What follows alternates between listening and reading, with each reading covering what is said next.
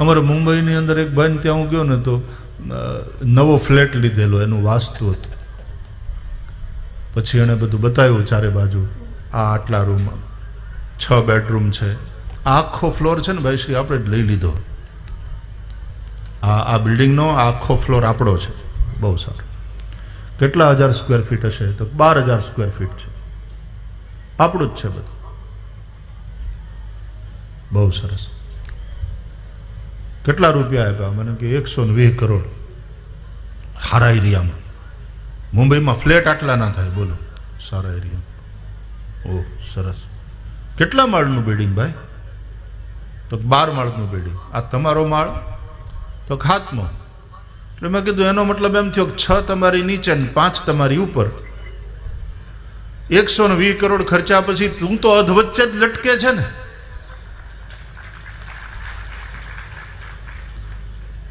તારું પોતાનું ફળિયું નહીં, તારું પોતાનું આકાશ નહીં.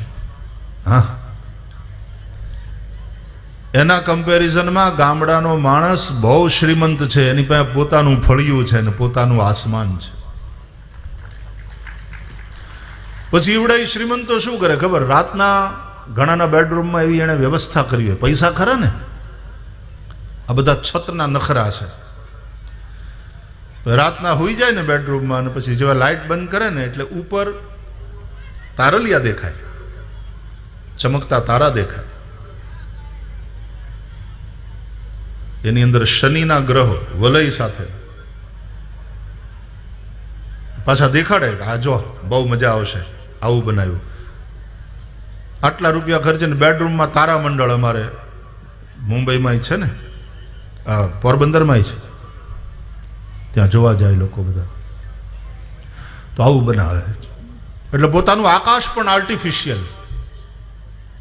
એક ભાઈએ તો એવો બાથરૂમ બનાવેલો કે બાથરૂમમાં ગયા પછી એ શાવર ચાલુ કરે એટલે ઉપરથી આમ આટલામાંથી જ પાણી પડે એમ નહીં, આખા બાથરૂમમાં એણે એવું કરેલું કે વરસાદ પડે. અને હારોહારી બટન દબાવે એટલે એની સાથે સાથે વાદળાની ગડગડાટી અને ઉપર પાછા વીજળી ચમકે. મેં કીધું બોલો, આર્ટિફિશિયલ ચોમાસું, આર્ટિફિશિયલ આકાશ, આર્ટિફિશિયલ ચોમાસું. 120 કરોડ ખર્ચા પછી અધવચ્ચે લટકવાનું. આ શહેરના લોકોની નિયતિ છે. આટલા રૂપિયા ખર્ચા પછી તો ગામડાના માણસની પાસે એની પોતાની સમૃદ્ધિ. તો બાપા બેઠા હતા, ફેંટાનું ઓશીકું કરી, આમ વડલાના થડને અઢેલી, પગની આંટી મારી, વાહરવા બેઠેલા. એમાં એક ભાઈ ત્યાંથી નીકળ્યો અને આ બાપા બેઠા હતા, એને પૂછ્યું કે બાપા અહીંથી રેલવે સ્ટેશન કેટલું? એટલે બાપા કંઈ બોલ્યા નહીં, જોતા રહ્યા.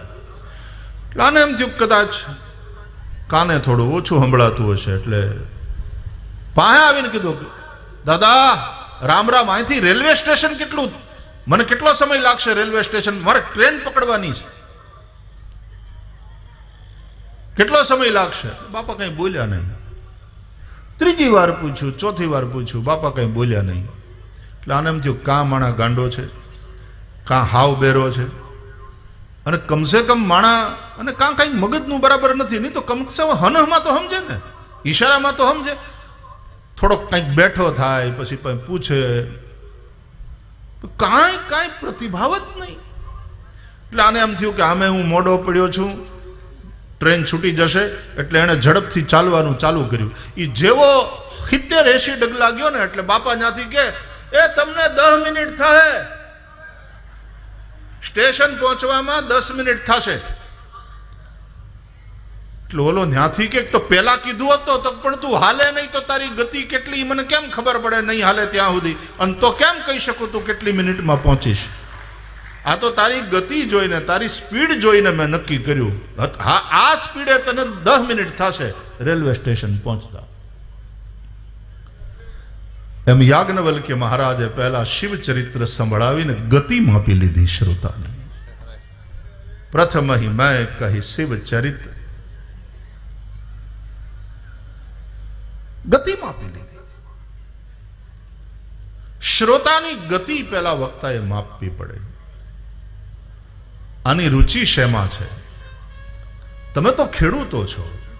અહીંયા ખેડૂતો માટેનું પેલું એ મેળો પણ ચાલે છે, એનું પ્રદર્શન ગઈકાલે ઉદ્ઘાટન કર્યું અને મેં જોયું. તમે ખેડૂતો છો, તમને ખબર હોય કે આ માટી કઈ છે, આપણા ખેતરની માટી કેવી અને અહીંયાનું પાણી અને અહીંના હવા પાણી કેવા, એ આધારે આ માટીમાં કયો પાક થશે, આમાં શું વવાય ને આમાં શું ન વવાય, એ ખેડૂત જેમ નક્કી કરી લે એમ વક્તા માટે તે આ ખેતર જ છે. આ માટી કઈ, અમારી બાજુ પોરબંદર બાજુ આ માટી કયો, અમારે વ્યક્તિને માટી કહે છે. આમે શરીર આપણું માટીથી જ બનેલું છે ને, મિટ્ટી સે બના હુઆ, ये मिट्टी का ढेला है. તો પેલા માટીની ક્વોલિટી જોઈ લેવી પડે, પેલા શ્રોતાઓની ભૂમિકા સમજી લેવી પડે, અને પછી વક્તા પણ એ ઋષિ કર્મ અને કૃષિ કર્મ આ એક હરખું છે. ઋષિએ પણ નક્કી કરવાનું કે આમાં કઈ વસ્તુ વવાય, શું ઉગશે, કેનો ફાલ સારો આવશે, આ વાવો તો એનાથી વધારે ફાયદો થશે. ગામડાની અંદર કથા હોય ને બધા એવી રીતના ભાવુક લોકો આવીને બેઠા હોય ને એમાં બહુ વેદાંતની વધારે વાતો કરવા માંડીએ તો એમ ન ઉકલે. અને શહેરની અંદર અથવા તો કોઈ એવી રીતના જગ્યાએ બહુ બુદ્ધિશાળી માણસો બેઠા હોય, હાઈલી ક્વોલિફાઈડ લોકો બેઠા હોય, અને પછી ન્યા તમે મારા ઘટમાં વિરાજતા શ્રીનાથજી રોજ ગાઓ તો ઓલો ત્રીજે દી આવવાનું બંધ કરે. એને કંઈક બૌદ્ધિક ખોરાક જોઈએ, એને કંઈ ચિંતનનો ખોરાક જોઈએ. એટલે માટી કઈ, પ્રથમ અહીં મેં કહી શિવ ચરિત બૂજા મરમ તુમાર.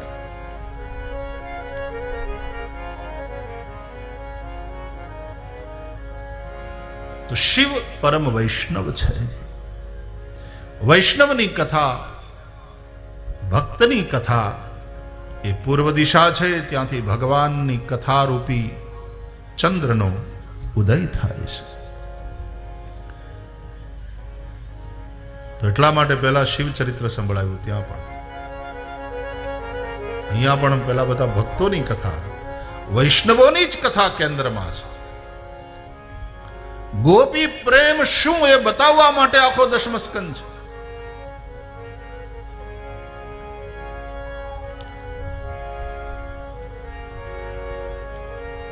શબરી મહત્વની છે, રામનું મહત્વ તો છે જ, એમાં કોઈ પ્રશ્ન જ નથી, પણ શબરીના માધ્યમથી રામ, મને તો એવું લાગ્યા કરે જ્યારે શબરીનું એ પ્રકરણ આવે રામાયણમાં ત્યારે ભગવાન રામે કહેવા ખાતર તો શબરીને નવધા ભક્તિનો ઉપદેશ કર્યો છે.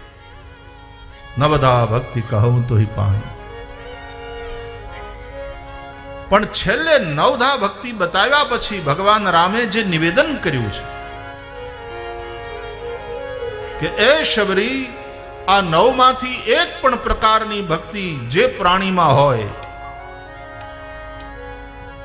સોય અતિશય પ્રિય ભામિની મૂરે. હે ભામિની, એ મને અતિ પ્રિય છે.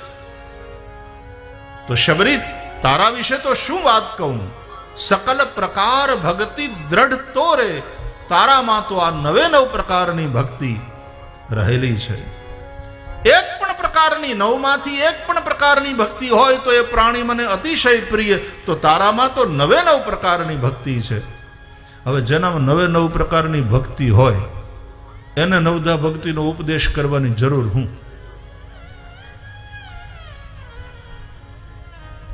કોઈ મોટો સાયન્ટિસ્ટ હોય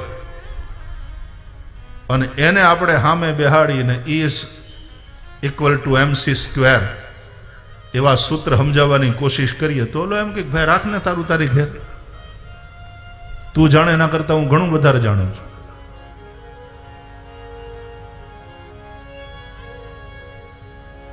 મોટો વિજ્ઞાની હોય એને કઈ વિજ્ઞાન ભણાવાય?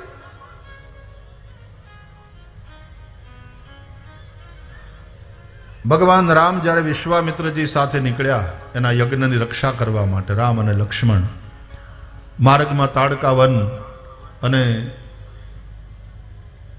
તાડકા જ્યારે આવી, ચલે જાત મુનિ દીન દેખાય, સુની તાડકા ક્રોધ કરી ધાય. વિશ્વામિત્રજીએ કહ્યું આ તાડકા છે, હે રામ એનો ઉદ્ધાર કરો. અને ભગવાન રામે એક જ બાણ માર્યું, પ્રાણ હરી લીના. દીન જાન તે નિજ પદ દીના. પછી ત્યાં લખે છે તુલસીદાસજી, તબ ઋષિ નિજ નાથ જીયચી, તબ ઋષિ નિજ નાથ જીયચી, વિદ્યાનિધિ કહું વિદ્યાદીની, વિદ્યાનિધિ કહું વિદ્યાનિધિ કહું વિદ્યાદીની, વિદ્યાનિધિ કહું વિદ્યાદીની.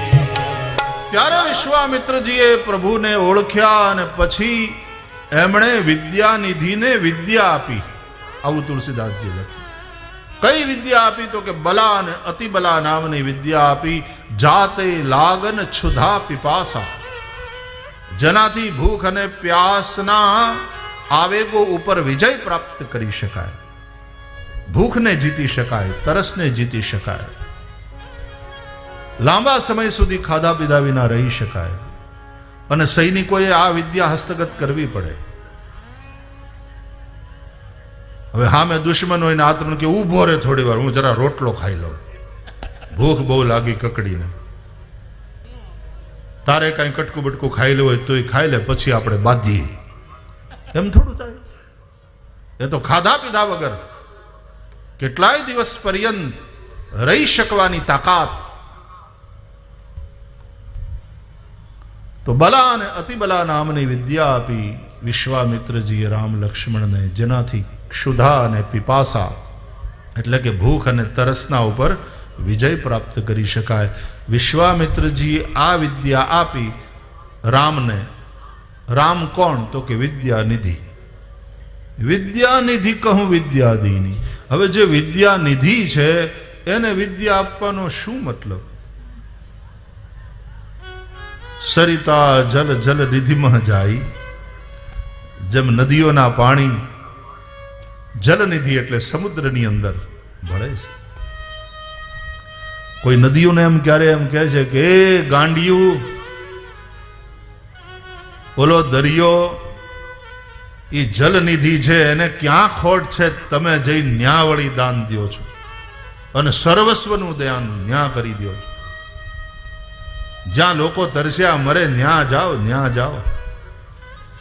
ઘણાના ખેતરના મોલ હુકાય છે, ત્યાં જાઓ, એ તમને આશીર્વાદ દેશે.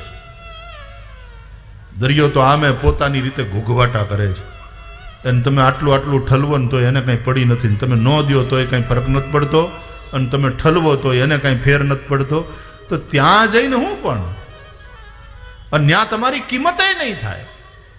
દરિયો તમને રસીદ આપે છે, ત્યાં કાંઈ તકતી લગાડી દરિયાએ કે ગંગાએ આટલા વર્ષમાં મને આટલું દાન આપ્યું, મીઠાળ જળનું? કોઈ પાવતી આપી? હવે એને બદલે ઓલા મોલ હુકાતા હોય ત્યાં ક્યાંક જાઓ અને એને પાણી પાવ તો ઓલો ખેડૂત બહુ પગે લાગશે, બહુ આભાર માનશે. જલનિધિની અંદર જલ આપીને શું? નદીને કોઈ આવું કહે તો નદી એક જ જવાબ આપશે કે વાત તમારી સાચી, પણ અમારા વહેવાની સાર્થકતા સમુદ્રની અંદર મળી જવામાં, ભળી જવામાં જ છે. નદી હોવા પણ ત્યારે જ સાર્થક થાય છે જ્યારે સમુદ્રમાં મળી જાય. આપણી વિદ્યા પણ ત્યારે ધન્ય થાય ને સાર્થક થાય જ્યારે એ વિદ્યાનિધિને અર્પણ થાય. અને એટલા માટે આપણા બધા જ સત્કર્મો પણ ઈશ્વરને અર્પણ થાય ત્યારે એની સાર્થકતા. રાજનીતિ બિनु ધન બિनु ધર્મા, હરીશ સમર્પે બિनु સત્કર્મા, વિદ્યા બિनु વિવેક ઉપજાય. હરિ સમર્પે બિनु સત્કર્મા. ભગવાનને સમર્પિત કર્યા વિનાના સત્કર્મ નકામા.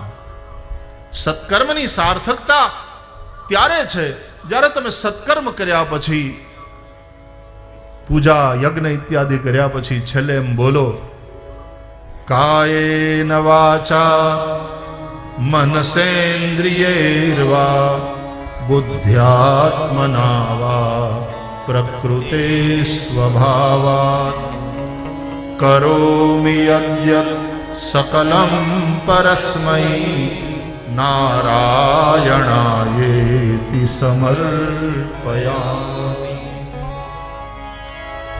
છેલ્લે આપણે બધા જ સત્કર્મો ભગવાનના ચરણમાં સમર્પિત કરીએ છીએ. એક એક કર્મ ભગવાનને સમર્પિત કરવાનું છે. એટલા માટે ભગવાનને સમર્પિત કરી શકાય એવા જ કર્મ કરવા. બીડી જેગવીન પછી દોરા સુધી કહ ખેંચી ખેંચી અને પછી ઠૂંઠું ફેંકીને એમ કહીએ કૃષ્ણાર્પણમસ્તુ. એમ ભગવાનને સમર્પિત કરી શકાય એવા જ કર્મ પછી કરવા ઘટે. ભગવાન કહે છે ગીતામાં, યત કરોસી યદસ્નાસી યત જુહોસી દદાસી યત તપસ્યસી કૌંતેય તત્કુરુષ્વ મદર્પણમ. તું બધા તારા કર્મ મને સમર્પિત કર, મને અર્પણ કરવાના ભાવથી કર. તમારે જો ભગવાનને અર્પણ કરવો, થાળ તૈયાર કર્યો, આજે સત્યનારાયણની કથા છે અથવા તો આપણા ઘરે યજ્ઞ છે અને પછી ભગવાનને ભોગ લગાવવાનો છે, જે તમે થાળ તૈયાર કરો તો એમાં ભગવાનને ધરાવી શકાય. કાંદા લહણનો ઉપયોગ નથી કરતા. ભગવાનને સમર્પિત કરવાનું. પછી તમે પ્રેમથી થાળ ગાઓ, જમો થાળ જીવન જાઉંવા, ધોઉં કર ચરણ કરો ત્યારી, જમો થાળ જીવન જાઉંવા, અથાણા શાક સુંદર લાવી છું તરત કરી તારી. એમાં કોઈ થાળમાં એવું આવ્યું કે કાંદાનું ખારીયું કર્યું છે,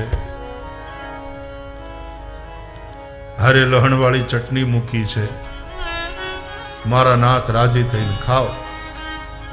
એટલે વૈષ્ણવ એવું ને. બાકી જો એક વસ્તુ છે, ગામનો ભરવાડ ઘેટા બકરા લઈને ગયો હોય સીમમાં ચારવા, અને ઈ ભગવાનનો ભગત હોય અને ઈ ઘરેથી એની ઘરવાળીએ ભાતું બાંધી દીધું હોય તો એમાં 2 બાજરાના રોટલા, હેઠે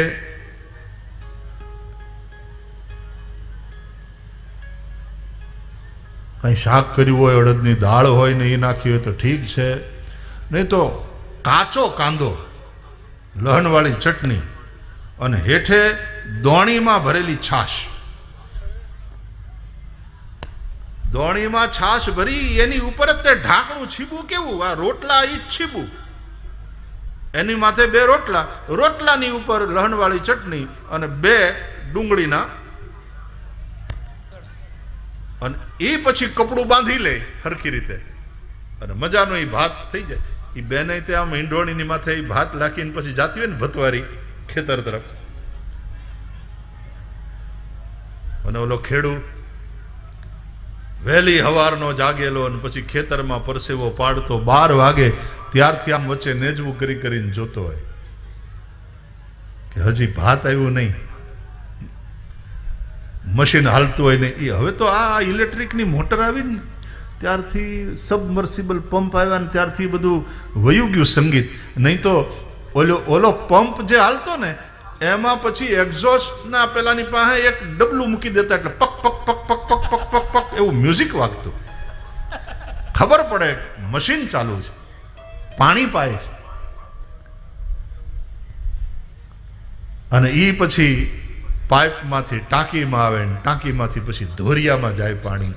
અને જે પાણી ધોળ્યું જતું હોય નિર્મળ, વચ્ચે પાછો થાકી જાય ને પાણી વાળતા વાળતા, ત્યારે ધોરિયા આવી અને વળી પાછો જરાક હાથ પગ મોઢું ધોઈ થોડું પાણી પી લે અને પાછું પોતાના પન્યાથી મોઢું લૂછી અને બાવળિયાની હેઠે બેઠો બેઠો આમ નેજવું કરીને જોતો હોય કે હજી ભાત ન આવ્યું.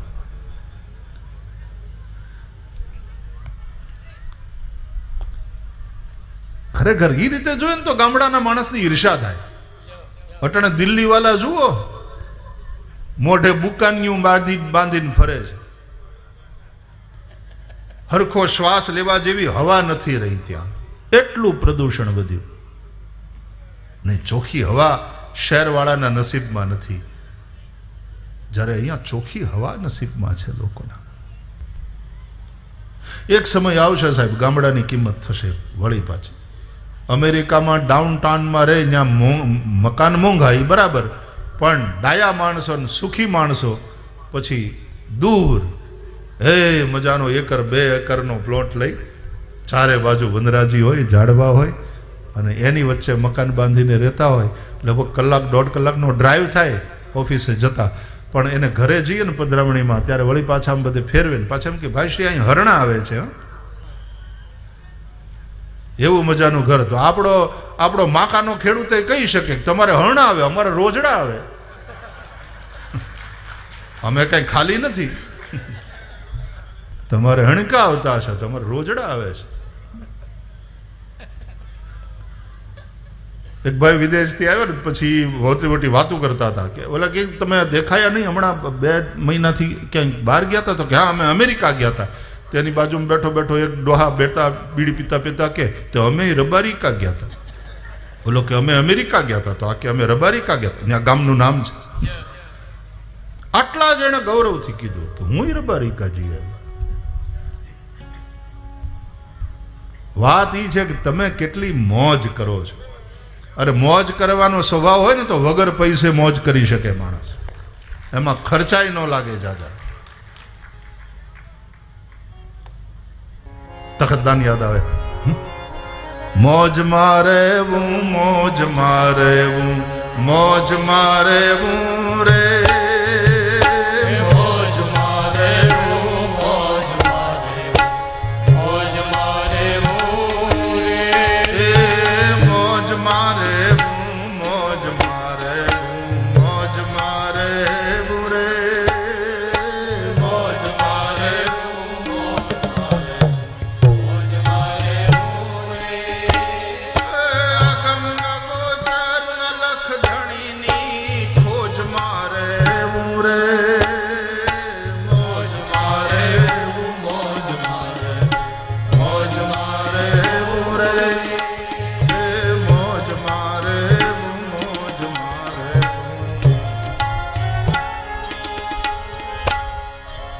આપણા અભયસિંહ ભાઈ અહીંયા બેઠા છે. આવું બધું બોલીએ ત્યારે વાલા તમારી ઉપર નજર જાય. આ બધું તમારું કામ છે. અમે તો થોડાક તમારા આ બાબતમાં તમારા ચાળા પાડી લઈએ, બાકી આ તમારું કામ છે. એટલે આમ કથામાં તે વચ્ચે વચ્ચે સંતવાણીને ભજન ને હું લાવું, પણ પછી કલાકારો ઉપર ધ્યાન જાય કે હકીકતમાં એ તમારો વિષય છે અને એમાં તમારી એક્સપર્ટીસ છે. આવું ગાશું અભયસિંહ ભાઈ?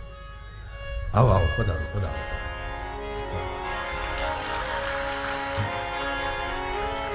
દિલીપભાઈ જગ્યા આપો. વાહ જય. આપણા લોક સંસ્કૃતિના કલાકારોમાં જેમનું નામ ખૂબ આદરથી લેવાય છે એવા એક વિશુદ્ધ ચરિત્રના વ્યક્તિ અને શિક્ષક જીવ છે. એટલે એક આદર્શ શિક્ષક તરીકે જે જીવ્યા છે અને એવા કળા જગતના એક બહુ વજનદાર નામ. ગમે. વાહ.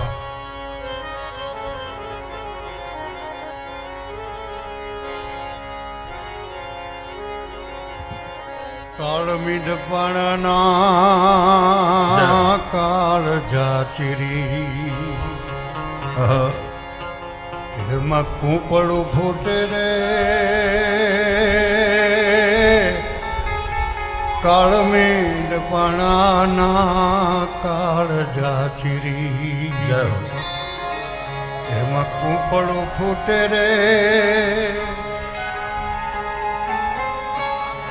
આબધરા બીચ રમતું હાલે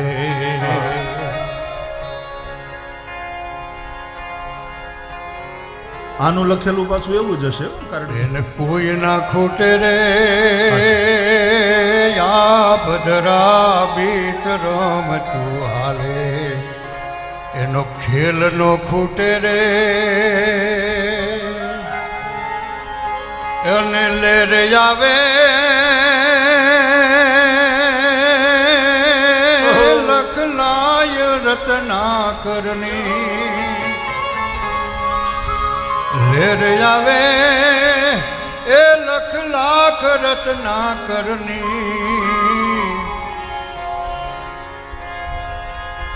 અને એમાં બુડતા રેવું રે મોજ મારે મોજ મારે મોજ મારે રે જીવે જીવે મોજ મારે મોજ મારે મોજ મારે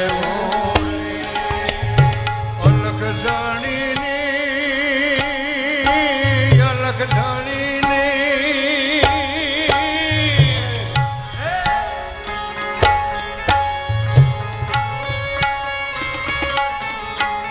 ગમના ગોચર લખ ધણીની ખોજ મારે રે મોજ મારે મોજ મારે અને ગોતવા જાવ તો ગોત જડે નહીં ગહન ગોવિંદો રે જીવે જીવે ગોતવા જાવ તો ગોત જડે નહીં ગહન ગોવિંદો રે પણ હરિભક્તોને હાથ ભગવો છે હરિભક્તોને હાથ વધુ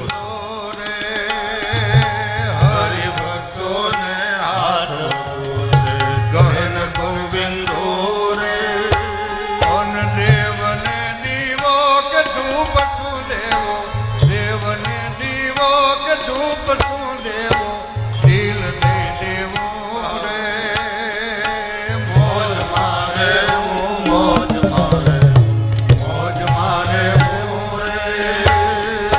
મોજ મારે મોજ મારે મોજ મારે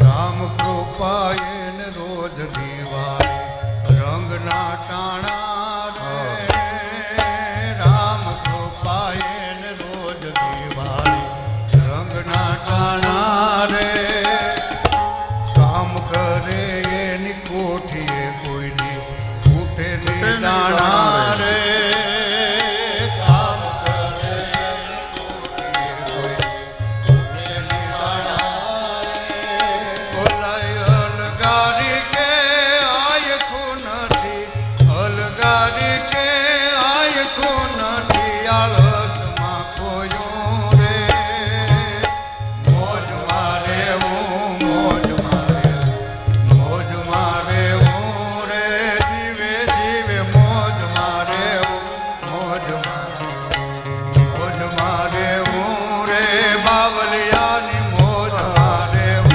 રે બાવલિયાની મોજ મારે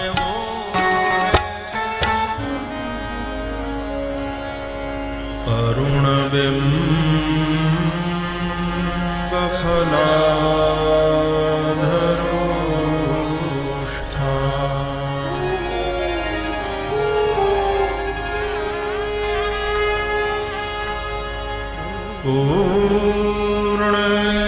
પૂર્ણેન્દુ સુંદરમુખા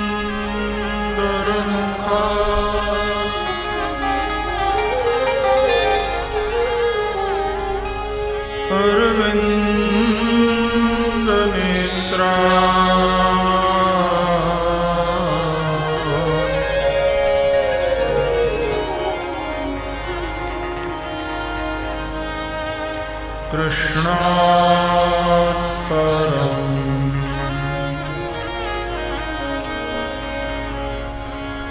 किमपि तत्त्वमहं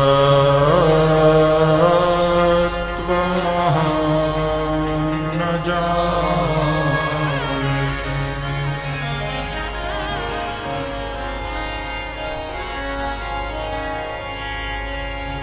कृष्णत्वदीयपदपङ्कजपञ्जरान्ते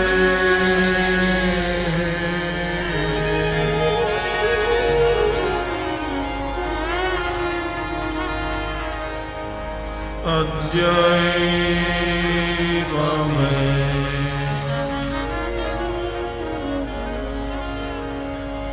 विशतु मानसराजहंसः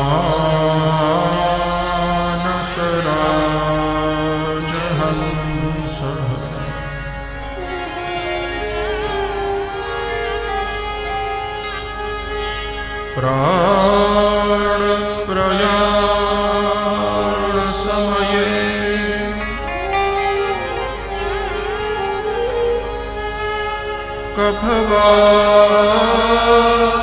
कफवातपित्तैः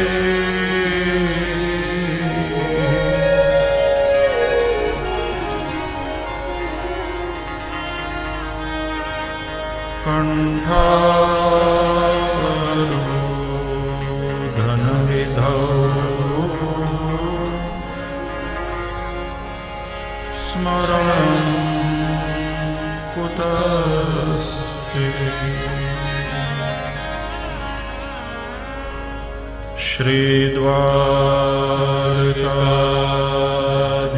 श्रीद्वारकाधीश की जय। श्री बालकृष्णलाल की जय। सद्गुरु भगवान की जय। ॐ